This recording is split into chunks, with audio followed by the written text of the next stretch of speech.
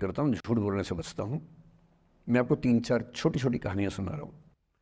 ये सारी कहानियाँ सच्ची हैं, 1-1% सच्ची हैं, पर मैं किसी का नाम नहीं लूँगा। जिनकी कहानी है उनका नाम नहीं लूँगा, उनकी प्राइवेसी का मामला है। पर हाँ, सच्ची कहानियाँ हैं।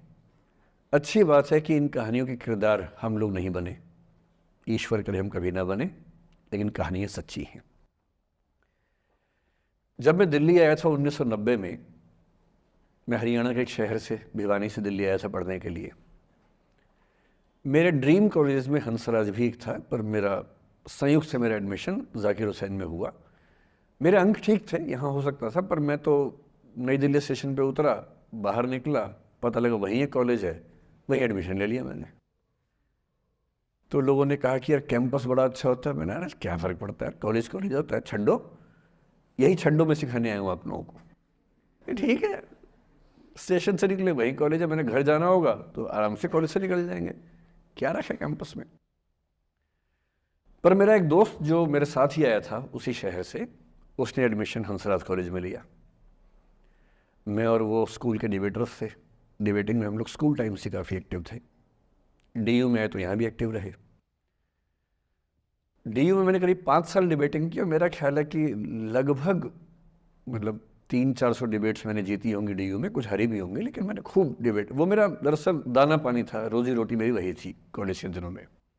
घर से पैसे मैं लेता नहीं था, मिलते भी नहीं थे, लेना क्या था, मतलब ऐसी स्थिति भी नहीं थी उस समय मेरे घर में कि मिल सके। तो डिबेटिंग मेरा रोजगार था, एम्प्लॉयमेंट था, मेरा उससे काम चल जाता था आराम से। उसका भी चल जाता था, वो हंसराज से था, मैं जाकिर हुसैन से था। हम खूब डिबेट्स में मिलते थे। अक्सर ट्रॉफी या तो हम जीतते थे या वो जीतता था, कोई भी जीते रूम पे ही आती थी क्योंकि हम रूममेट्स थे, एक साथ ही रहते थे। वो मुझसे योग्यताओं के मामले में 21 था, बल्कि अगर वो 21 था तो मैं 15 ही रहा हूँगा या 12 रहा हूँगा, 22 या 21 तो नहीं रहा हूँगा, मुझसे बेहतर था योग्यताओं में, बड़ा अच्छा व्यक्ति था। ग्रेजुएशन के बाद मैंने एमए हिंदी साहित्य में एडमिशन लिया, जबकि बीए ऑनर्स हिस्ट्री में किया था मैंने।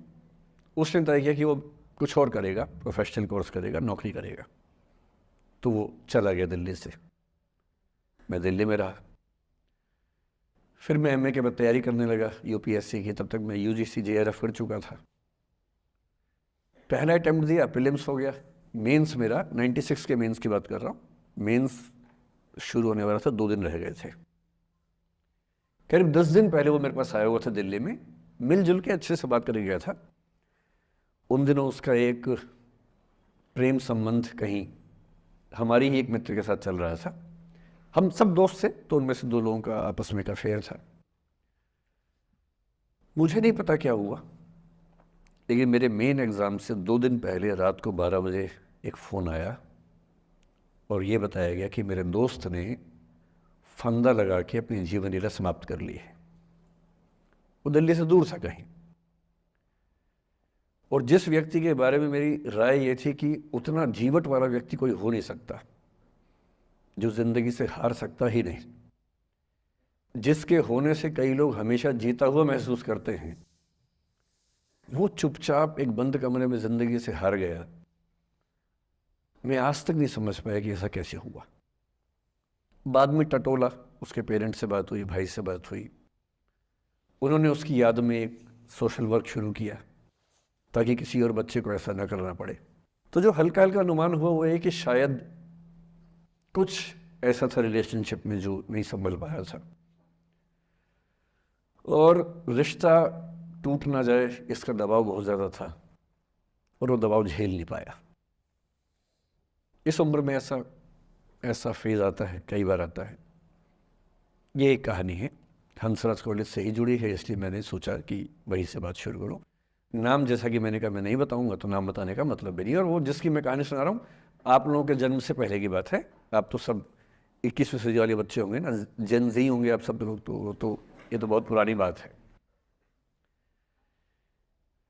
एक दूसरी कहानी सुनाता हूँ मैं आपको, 2-3 कहानी सुनाऊंगा, फिर उन सब